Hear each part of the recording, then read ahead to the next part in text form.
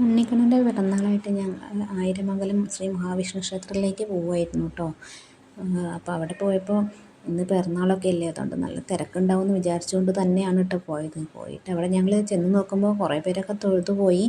പിന്നെ ക്യൂ പുറത്തേക്ക് നീണ്ടു നിന്നിരുന്നു കേട്ടോ. ഞങ്ങളപ്പോൾ കുറച്ച് നേരം അവിടെ അങ്ങനെ നിന്നു, ക്യൂ നിന്നു, കുറച്ച് വഴിപാടുകളൊക്കെ നടത്തി. എന്നിട്ട് ഞങ്ങൾ തൊഴുകാൻ വേണ്ടിയിട്ട് കയറുകയാണ് കേട്ടോ. ഇന്നത്തെ ഭഗവാന്റെ അവതാര ചാർത്ത് ആണിത്.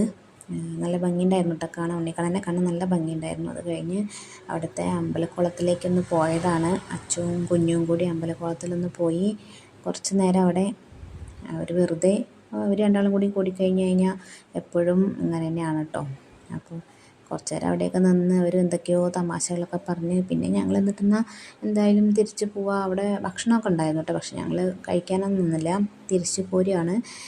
ഉണ്ണിക്കണ്ണൻ്റെ പിറന്നാളായിട്ടൊന്ന് അമ്പലത്തിൽ പോവാതെ എങ്ങനെയാ പറഞ്ഞിട്ട് പോയതാണ്.